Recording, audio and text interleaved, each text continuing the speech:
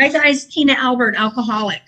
Um, Goodness gracious. I'm super grateful to be here and to be sober today. Welcome if you're new or relatively new to Alcoholics Anonymous. I'm sitting outside and it sounds like a wind tunnel to me. So if it gets too noisy or the wind chimes are a bit much, I can try and go hide in my bedroom. But I'm really grateful to be here. And Philo, thank you for asking me to come and be with you guys. I love this thing that's called Alcoholics Anonymous. I'm so honored to be here with you. When we booked this a little while ago, my life hadn't imploded quite to the extent that it has in the last 6 weeks, but nonetheless, I'm still super grateful to be here. And just to give you some stats, pay attention to this date. My sobriety date is the 10th day of October. What? In the year of our Lord, 1984. So that means today, guys, I am celebrating 36 years, one day at a time. And I am so freaking grateful for that.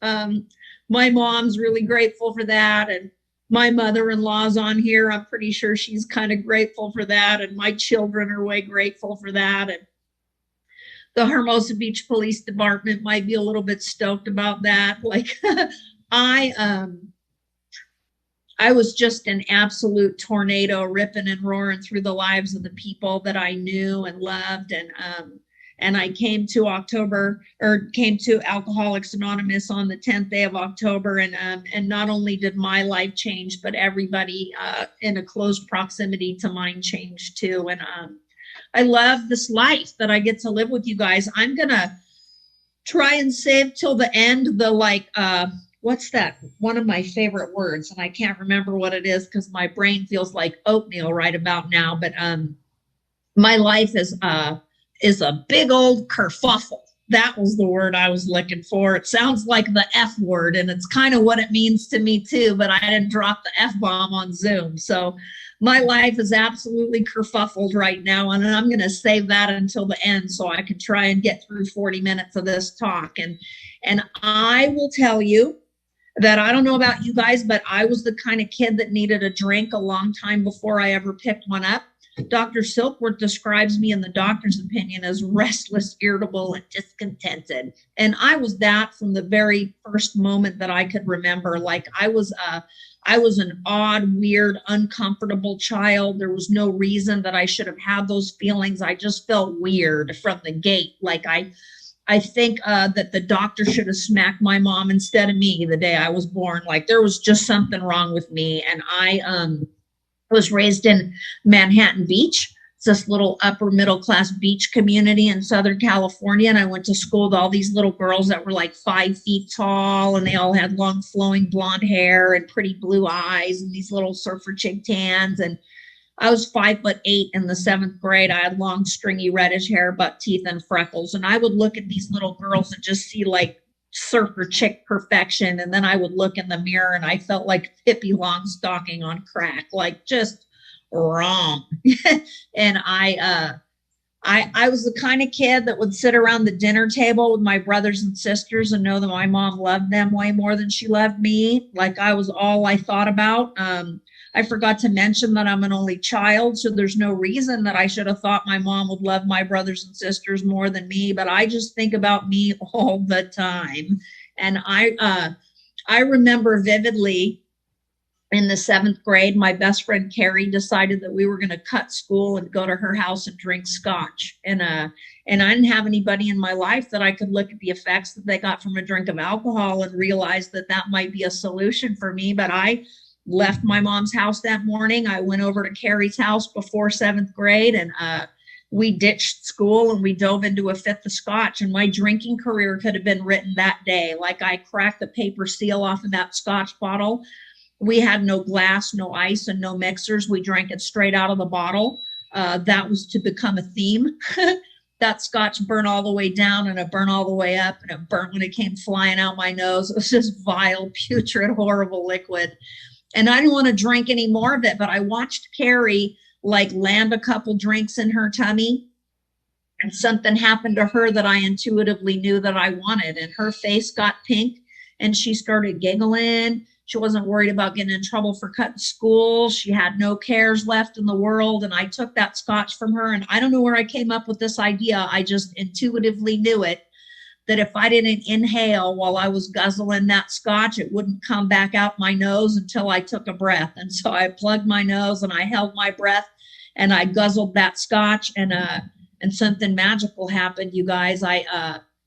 I found the magic elixir to my life, man. In the doctor's opinion, it talks about me getting a sense of ease and comfort that comes at once by taking a drink. And I had no idea, but I loved the effect that I got from that drink of alcohol. And just to fast forward, because I don't have a whole heck of a lot of time today, and there's lots of other stuff I'd rather talk about. Like I got in a lot of trouble that day. My mom came banging on the door just after the lunch break because the school had called, and we jumped out Carrie's bedroom window and climbed over her backyard fence, and I was off on Pippi's first grand adventure. We climbed the water tower in Manhattan Beach, and we were running through your backyards, and I was hiding in your dog houses, and we were running from the cops, and they weren't even chasing us. Like, it was so much fun. And about 4:00 that afternoon, I knew I couldn't go home. So I stole this bicycle from the continuation school, and I put Carrie's 9-year-old brother on the handlebars of this stolen bicycle, and we ran away from home because it seemed like the solution to my problem. And I'm that girl that can't seem to think up the solution with the same brain that created the problem, but goodness knows I try. And I pedaled Sean and I all the way up to East LA. When I was in the 7th grade, I was in the middle of my Pippi Goes Chola phase. So I had this reddish hair all ratted up in this big Aquanet pitchfork, and I had black eyeliner and Dickies and Crips lips, and I was running all over Redondo Beach scribbling La Flaca, R13 all over the walls in pencil, because and about 10:00 that night, Sean was crying, and I didn't have any answers nor any scotch left. And I dumped that bike in a dumpster, and I called the police, and our parents came and picked us up, and I destroyed my mom that day. And it wasn't my intention when I ditched school that morning to destroy my little mom. I just do that when I take a drink of alcohol. Like, all rational thought goes out the window, and I don't have any governor on my behavior, man. I just do whatever pops up into my head. And I can tell you, just to fast forward, that I drank myself into and out of middle school and high school and Pacific Shores continuation school. And I took the California high school proficiency exam halfway through my sophomore year because I had no credits. I just got drunk and loaded and never went to class. And excuse me. So I graduated from high school halfway through my sophomore year with that proficiency certificate. And I went to El Camino College. I did the same thing there that I did in high school. I was drunk and loaded before first period, leaving campus before I got in trouble, no credits. None of my teachers knew who I was because I never showed up to class. And I was running away from home on a pretty continuous basis because my little mom wanted me to do things that I just could not do, like come home at night. And so I would leave because I didn't want to be told what to do. And I destroyed her over and over again. When I came to Alcoholics Anonymous, I was singing that AA theme song, man. Like, my drinking doesn't affect anybody but me. But looking back over the course of my life through inventory, I realized that from the time that I picked up a drink of alcohol until, unfortunately, sometimes a long time after I put down my last drink of alcohol, my behavior still affects other people in kind of an adverse way if I'm not careful. And I destroyed my life. I destroyed my mom's life. When I was 17 years old, I was working at this Burger King, and I was hanging out the drive-through window, drinking and smoking pot because my friends would come through and give me free stuff, and then I would give away free food. I thought I was entrepreneurial, but what I was doing really was stealing from the Burger King. And I was drunk and loaded, and I turned around, and there was a United States Marine standing at the cash register. And I don't know about the rest of you ladies, and probably some of you gentlemen in here too, but I love a man in uniform. And started with like Cub Scouts, and then I like some football players and sanitation workers. Like, I don't even care. And I gave this guy my phone number, and he started calling me at like 10 o'clock every single morning. And I went down to his office to find out that he was a Marine Corps recruiter. And if you don't know this, they have like one intent. It's to recruit you into the United States Marine Corps. That was not my intent when I gave him my phone number, but it was his when he took it. And I found out quickly that he was not going to let me into his United States Marine Corps. So he just took me right on next door to the Navy office. And after a couple of misunderstandings, I ended up in Navy boot camp when I was 17 years old, and I was the youngest kid in my company. I was in trouble all the time. Subsequently, that meant you were in trouble all the time too. You did a lot of push-ups right after they screamed my last name. So I had a lot of friends when I was in there. I got drunk halfway through boot camp. Somebody brought me in a 6-pack of beer, and I met my first commanding officer. I had what's called a captain's mast. It's like court if you're a civilian. And I almost got kicked out of boot camp. And my commanding officer took pity on me, let me graduate with my company. And I went to A school in Pensacola, Florida, where I was enlisted to be a cryptologic technician, which means that I was enlisted to be in naval intelligence, which should frighten you guys a little bit, especially if you're foreign and you're an ally of the United States. That should really frighten you. I had my second captain's mast halfway through my A school because I drank on a duty weekend and left base when I wasn't supposed to. I met my second commanding officer, and this time I lost a stripe and half my pay for a little while. I spent a couple of weeks in the restricted barracks, and I graduated with the class after mine with all of these like top secret special intelligence security clearances. And I was supposed to have my first duty station was supposed to be at the Pentagon, but since I had been in trouble twice already, they sent me to this little Aleutian island off the Kamchatka Strait in Russia. And I was stationed on Adak, and I was Adak, Alaska. I was secretary to the commanding officer of the Naval Security Group on that island. And every piece of classified intelligence that would come across my desk, I would type up in the morning, and then I would have a couple Long Island iced teas on my lunch break, and then I would come back and start disseminating this classified information to the wrong people at the wrong commands. And the Navy frowns on that just a little bit. I remember I told my first sponsor, like, they just discharged me like before inventory, and I realized what a bonehead I was. They just threw me away. And Paul was like, oh my God, kid, you were a threat to national security, for crying out loud. Of course they discharged you. And I've hated sponsorship from 1984 until today, because they just have this way of looking at stuff that never quite occurs to my little pea brain. But I was in trouble all the time on that island. My first encounter with Alcoholics Anonymous was in A school in Pensacola, Florida, and I went to some A&A meetings, and I went to this Navy alcohol safety awareness program. And when I was on that little island, I hit Alcoholics Anonymous in earnest at the request of the United States government. And they put me on antabuse, and they made me go to AA, and I was seeing this little command counselor. And when I went to those meetings, what I heard you guys say to me, and I'm certain it probably was not what you said at all, because I have a hearing problem as well as a drinking problem. I heard you say, kid, you have a problem with alcohol. And I was 17 or 18 years old, and I didn't think my problem was alcohol at all. I had a problem with some of the consequences that surround my drinking. But if you're anything like me and somebody tells you that you have a problem with alcohol, you cannot possibly understand the nature of my problem if you think my problem's booze. Like, when I drink, it's the only time in my life that I can breathe. And I feel this sense of normalcy after I've had a couple of drinks. My problem is that I don't have any breaks, and I can't stop drinking once I start. And I was put on antabuse. I drank on antabuse a couple times. I was sent to the psychiatric unit at the Anchorage Air Force Base Hospital at Elmendorf, and I spent a couple of weeks in there and left completely observed, I promise you. And they told me I had all kinds of nifty personality diagnoses, like passive aggressive personality disorder, whatever, borderline something or other, who the heck knows. But nobody ever said, like, kid, you have alcoholism. And I didn't know it, and they didn't seem to know it either. I went back to that island, and they sent me to a rehabilitation program in Philadelphia. I drank on antabuse for the third time in that rehab, and was discharged quickly from the rehab and sent over to the naval station to wait for my discharge. And as I was leaving the hospital, I told that little counselor that I was going to go to Alcoholics Anonymous. I was going to get a sponsor in this little neighborhood Alano club in downtown Philadelphia. I was going to do whatever it took to stay sober in Alcoholics Anonymous and save my military career. And that counselor told me, that's good, kid, but if you ever want to get sober, you call Alcoholics Anonymous, but you won't, you'll die drunk. And I was 18 years old. They sent me to the naval station in Philly. About 6 weeks later, my discharge came through, and I was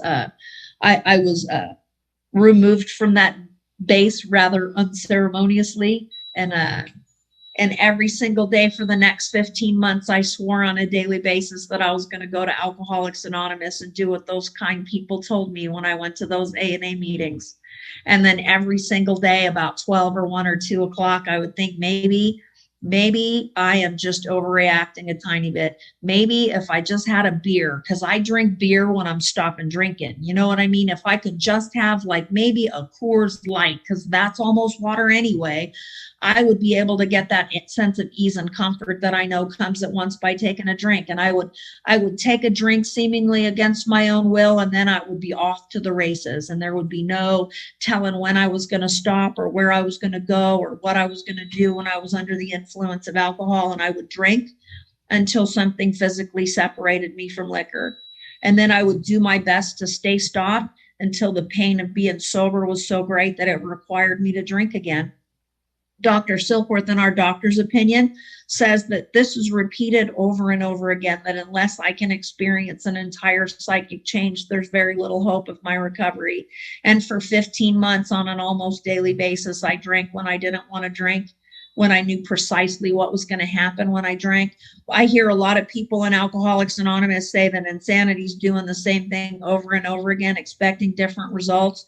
You guys, it's my experience that insanity is doing the same thing over and over again, knowing precisely what's going to happen to me. And here's the crazy thing, like I lie to myself about that. There's this writing in As Bill Sees It where Bill Wilson said that the deception of others is nearly always rooted in the deception of ourselves. And I have to lie to myself and buy that before I can possibly hope to pass it off to you. And I tell myself it's going to be different this time. I'm not going to go there. I'm not going to hang out with that person. I'm not going to do this. I'm just going to drink beer.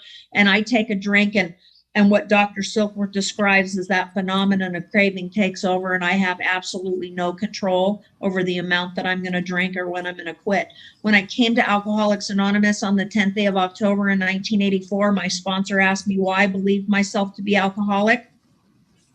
And I told him because I've been to every single local jail in the South Bay. I spent some time in Sybil Brand, which is LA County Jail. We used to call it Sybil's Home for Wayward Women. But I've been to Sybil Brand, and I've been to all of these South Bay jails, Hermosa, Redondo, Torrance, Manhattan Beach, whatever. I've been in every single drunk tank in the South Bay. I've had a drunk driving. I got kicked out of the military. I drank on antabuse. I went to a psych unit. I got kicked out of a rehab. Those are all the reasons that I'm an alcoholic. And my sponsor told me, kid, none of that means you're an alcoholic. And I had no idea what he meant. Like, that's what I had heard people telling me forever. And Paul gave me this little 2-question test in the big book of Alcoholics Anonymous. Forget that 20 questions from Johns Hopkins that we have on our literature table.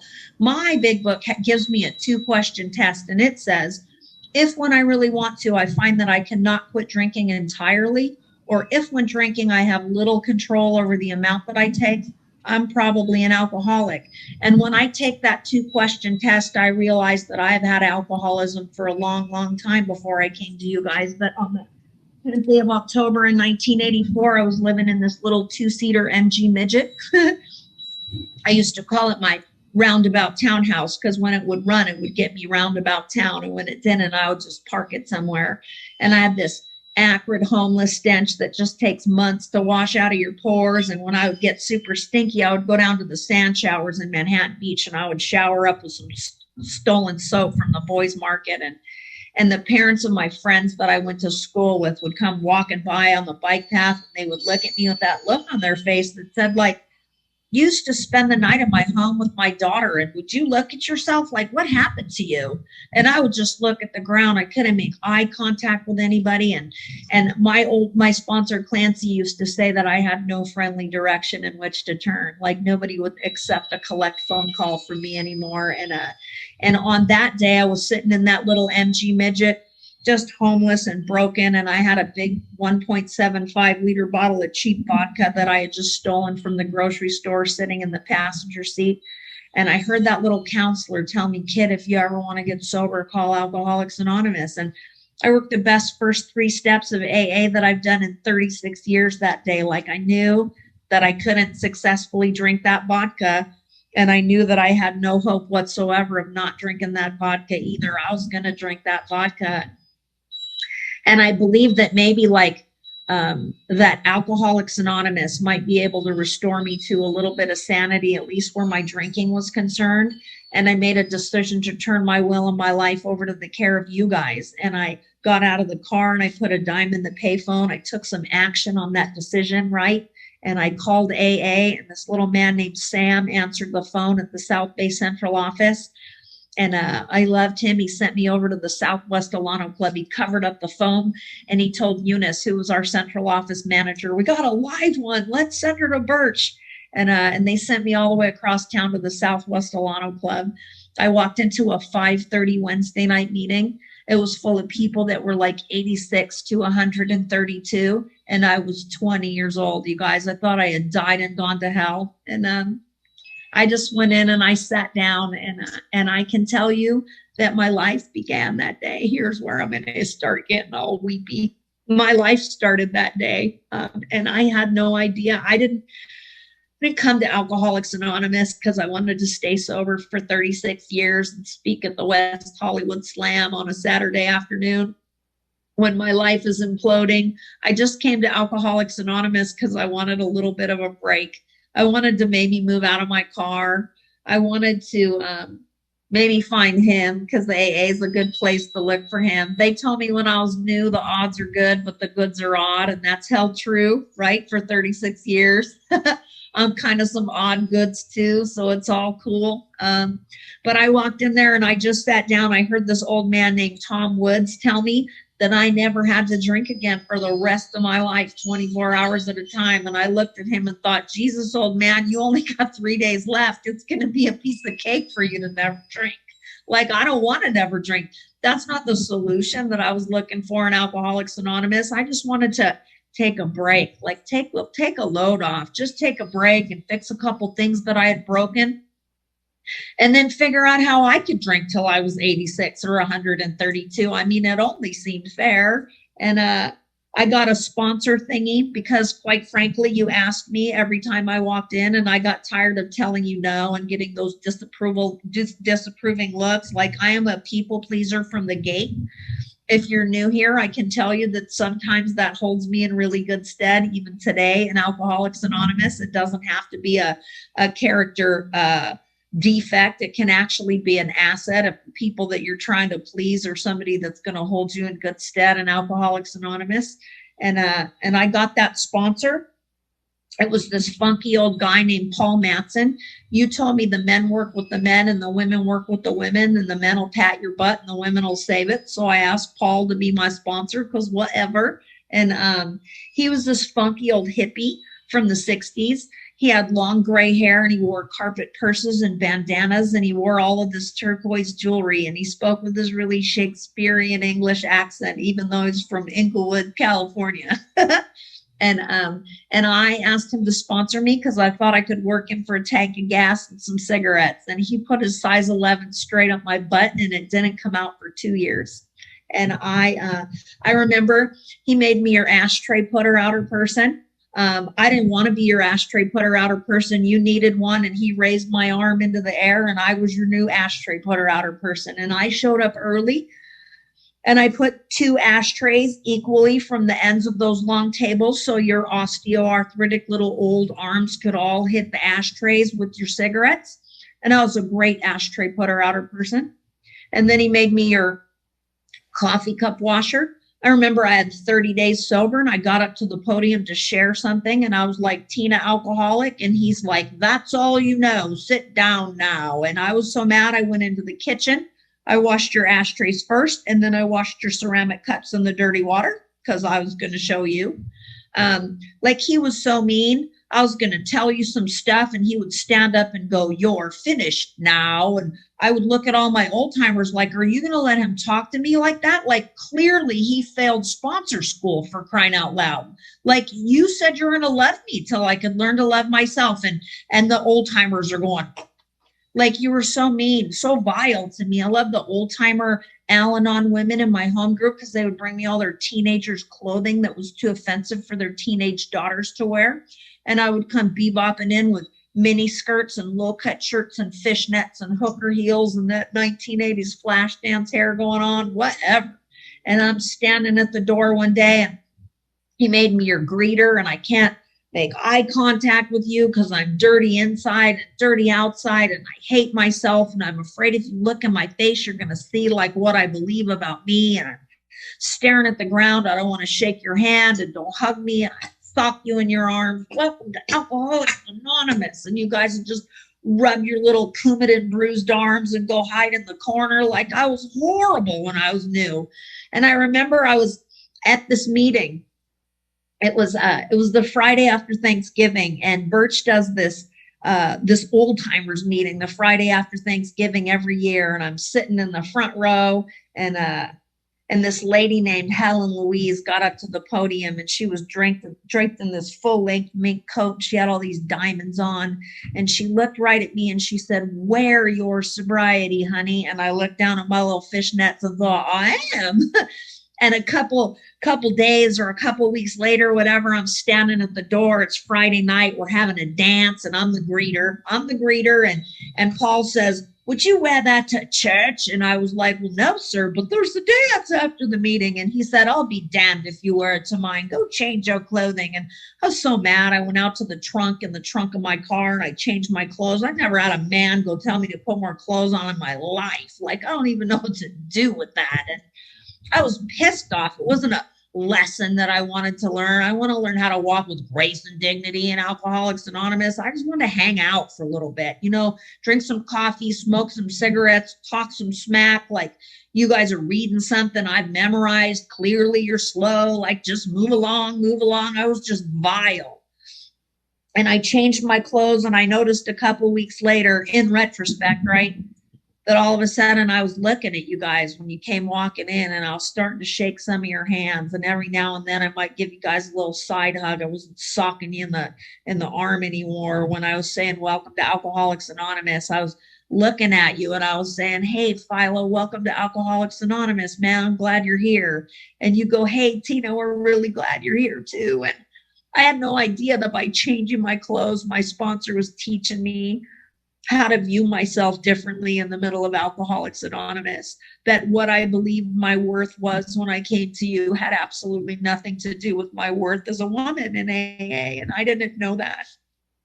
And I'm so grateful that he didn't allow me to ask him questions about the directions that he gave me. He just expected me to take them. Like, I would say, "The big book says those are suggestions." And he would say, "When it leaves my mouth, it's a suggestion, baby girl. When it hits your ears, it becomes a command. And you'll do as I say, or I won't sponsor you." And I thought, like, harsh, man. And everything that I needed to learn about staying sober in Alcoholics Anonymous, I learned in those first 2 years. And Paul took me through the steps to the best of his ability, to the best of an funny old man's ability to take a broken little girl through the steps of Alcoholics Anonymous. But he saved my life, and I named my son after him when he was born. I can tell you that sponsor passed away 34 years ago today on the 10th day of October in 1986. And I came up to the club to take my 2-year cake and anniversary, a 2-year cake in Alcoholics Anonymous, and you guys told me he had passed away, and I thought I was going to have to leave you. And he was my safe place, man. He was my sanctuary, and he was the noise that was louder than my head, and he was the first principled man ever that I remember in my life that didn't want anything but to see me get better. And quite frankly, he didn't care how I was going to react to the information that he passed along to me, because he cared more about saving my life than he did sparing my feelings. And I loved him so much. And I've had some amazing sponsors in Alcoholics Anonymous. I got this lady named Connie to sponsor me, and she sponsored me for about the next 15 years in AA.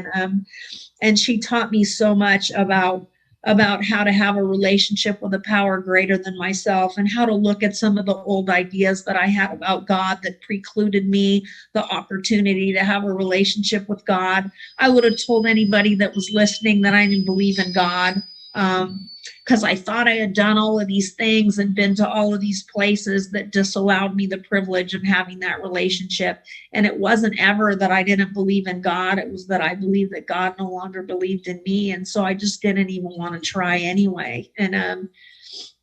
And I can tell you that over the next 15 years, I built a life in Alcoholics Anonymous. You guys, I had kids and I got married because that's how we roll, ladies, sometimes. And I did it in that order because whatever. But I built this life. I have these two boys that are the apple of my eye. Like, I love them more than life itself. And I married the Prince Charming in my fairy tale. And I went to school, and we bought houses and motorcycles and boats and cars, and we were like living the dream. And we moved up to Hollister. And I was in the middle of Alcoholics Anonymous. I joke around about that time and say I was like, they used to call me Tina and the Bleeding Deaconettes, because you guys had violated tradition, and I would look at one of my girls and just go like that, and they'd go handle you like it was sexy. But I was like in the middle of Alcoholics Anonymous and building this life. And I learned, you guys, at that time, gosh, my oldest guy was about 17 or 18 years old. He was getting ready to go into the United States Navy. He was delayed entry in the Navy. And I learned so much about what it looked like to have a relationship with a power greater than myself by learning how to be his mom. And I'm found in chapter 4 in the big book, you guys. I am the agnostically inclined one. I am full of failed self-reliance and fancied self-sufficiency. And sometimes I like to live my life according to self-will run riot, though I usually don't think so. And I remember watching this boy start to get in a lot of trouble. And as he was getting in all of this trouble, I was bailing him out of all the trouble, because that's what I do. And I remember thinking, like, there's not a darn thing that boy could ever do that would have me not love him. And I love him fiercely and completely and unconditionally. I would die for that young man, and my little guy too. And I was listening to this cassette tape, whatever, of Chuck Chamberlain. And I remember he got up and he said on this tape, he was saying, I get up every morning and I say, it's me, Dad, and I'm reporting for duty. And I thought, like, what if this loving God that you guys talk to me about in Alcoholics Anonymous loves me just as completely and fiercely as I love my children? And my fight went away, you guys. It totally went away. And I am so incredibly grateful to my children for that. Like, that was something that only they could give me. And so I built this life up here. I'm in Hollister right now. I don't know if you can see like the amber waves of grain or whatever that shit is behind me, but it's kind of pretty. But we were up here and my whole sober life fell apart. And that Prince Charming in my fairy tale decided that the next step in his spiritual journey might be to prospect for the Hells Angels Motorcycle Club. And he rode off into the sunset with a bunch of greasy bikers, and my marriage failed. And I thought I was going to like die in the middle of Alcoholics Anonymous. My whole sober life was circling the drain, and I was so resentful at that man. And it took me a year and a half to do an inventory where I kind of did what it says in the big book and disregarded the other person entirely and resolutely looked for my own mistakes. And what I got to see when I did that was that I set that ball rolling. Not that the things he did in our marriage and whatever were by any stretch of the imagination okay, but I set that ball in motion by my own actions and my own fears that I was unwilling to inventory and look at it. And today that man and I are friends. We sat at the hospital this morning with our child, one of us on each side of the bed, and we were okay. And Matthew was okay too, knowing that his parents were there for him. And when he just kept mouthing was, I love you guys. I love you guys. And here's the great thing. We know, we know. But I remember during that time, like feeling like that God had betrayed me, and I took my will and my life back from the care of that loving Father that you guys introduced me to, and went about trying to fix my own life. There's a line in the big book that talks about alcoholism, and it says, with it goes the annihilation of all things worthwhile in life. And I looked up the word annihilate just to make sure that I got the full implication of what that meant. And it means to reduce to nothing. And I can tell you that before I came into Alcoholics Anonymous drinking, I annihilated everything worthwhile in my life. And I can tell you that sometimes with decades sober, when I'm not living my life according to spiritual principles, I have the ability to annihilate everything worthwhile in my life. The only difference is I can't blame alcohol on it anymore. It's all my own doing. And I remember during that time, I called this cantankerous old man that worked at the Midnight Mission in downtown Los Angeles, and I asked him if we could talk, and he said, Tuesday, 11:30, my office, kid. And I drove 4.5 hours down to the Midnight Mission on a Tuesday and sat across the desk from Clancy and asked him if he would sponsor me, and he sponsored me for the last 14 years. And like so many of the old timers in Alcoholics Anonymous, he altered the course of my life, not because the directions that he gave me were anything that I was not already doing in Alcoholics Anonymous. I've always been sponsored and active in Alcoholics Anonymous, but the difference when he took my case on was that I was accountable to another human being for the actions that I was taking, and the directions were no longer my own. And I'm so grateful to that old man. I love him so much. And today's my birthday, and I got up, and what I do on my birthday, the first thing is I call my sponsor and I tell him thank you for my life. And since I couldn't call Clancy this morning, I just called his daughter Mary, and I made some other phone calls, and I went and saw my son, and I did a birthday party for a girl I sponsor, and now I'm here because regardless of what's happening in my life, you guys, my commitment to Alcoholics Anonymous is unwavering. Here's what I know. Everything that is good and right and proper in my life is a direct result of my relationship with you. And I know that were I to stop doing the things that have afforded me this rich, full, beautiful life, everything that I love would be gone in a heartbeat, because left to my own devices, I don't have what it takes to maintain that spiritual order of things. Like I need God and I need you more today than I ever have. And just to catch you up, because I can snot all over the computer screen and be done in 5 minutes. On the 24th of August, my sponsor passed away. That's my second sponsor that's passed away. This one was no easier than the last one. And we all knew it was coming, right? He had been failing for a little while, and he broke his hip and he whatever. There'd been a little bit of time where he couldn't be on the phone, and I wasn't able to talk to him. And when he passed away, I already knew where I was going. My sponsor today is the beautiful Sharon Crane, and I will speak with her this evening as soon as she's done with whatever woman's thing she's doing up in Oregon.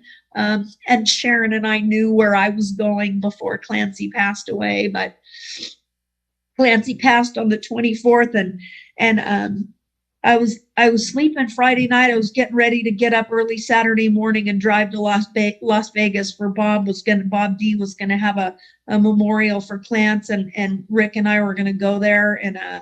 And about 4:00 that morning, my phone rang, and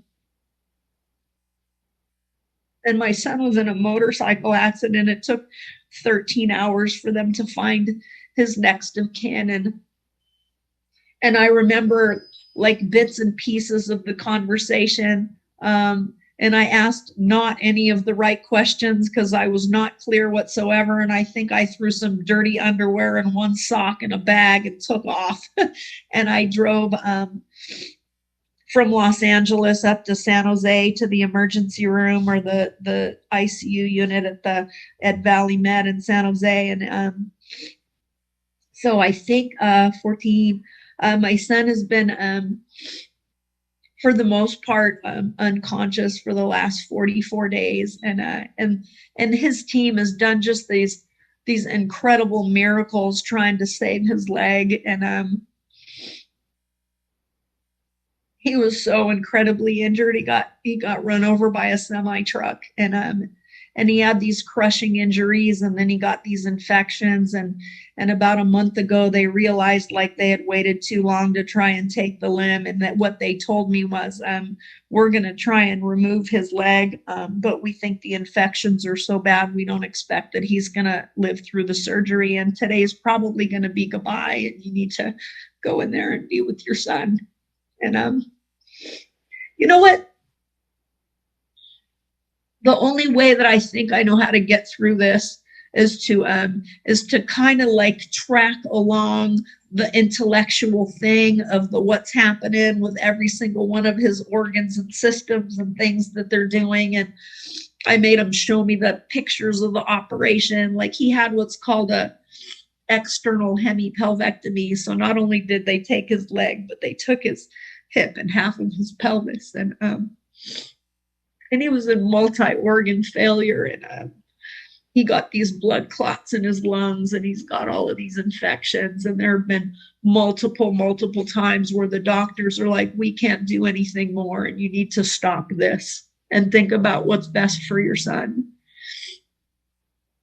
And I go to my sponsor, and then I go back to the doctors, and I told them, like, when Matthew's finished fighting, he'll stop. And until he stops, we won't stop either. So you just go in there and you take care of my child, because you don't know how big his God is. And the last week or so, I walk into the hospital, and I hear the chatter behind the scenes, and they're calling Matthew the Miracle Man. And every time they think that he can't possibly get through what he's facing, he comes through it with flying colors. And I went in there this morning, and I showed him his 6-year chip. He turned 6 years sober in Alcoholics Anonymous as a result of being a member of my home group and having great sponsorship, and such a good member of Alcoholics Anonymous. I showed him this chip, and I told him, you were kind of sleeping during your birthday, buddy. And he got this big smile on his face. And I told him, I read the daily reflections, and we said our prayers, and we meditated and did some deep breathing exercises today. And then I told him, today's my birthday too, buddy. And he's like, he looked at me really weird because I read the daily reflections, and I said October 10th. And he was like, wait, what? Because it's been 44 days since he remembers anything. And I got to watch him tell me, happy birthday, Mom. And goodness gracious, you guys, sorry, I don't know how to do any of this stuff. I don't know how to do any of this stuff. I'm the girl that gets on Zoom and says, like, when my life implodes, when the shit hits the fan in my life, I don't have to walk through anything with grace and dignity. I just have to walk through it sober. And sometimes the grace and dignity is going to catch me later. You know what I mean? And my experience has been that in these times, and every single time in my life, when I don't know what I'm doing and I don't think I can possibly walk through this, I don't have to, because my knees buckle and you guys catch me. And I have been carried in a way that just takes my breath away by Alcoholics Anonymous and my home group. And if you're new or relatively new in here, I want to tell you what I heard in my very first meeting. You don't ever have to drink again for the rest of your life, 24 hours at a time, if you just stay here and you do the things that we do in here. And sometimes it sucks. Sometimes life sucks and it's hard and you don't think you can do it. But I know this, like, there is nothing going on in my life that a drink would make any better. And I get to show up and be present for my family and my child because you guys teach me how to do that on a daily basis. And if I live to be 100, And I don't do anything but serve you every day for the rest of my life. I could never repay you for the gifts that you've given me, but I will spend every single day that I have left trying. Philo, thanks for having me.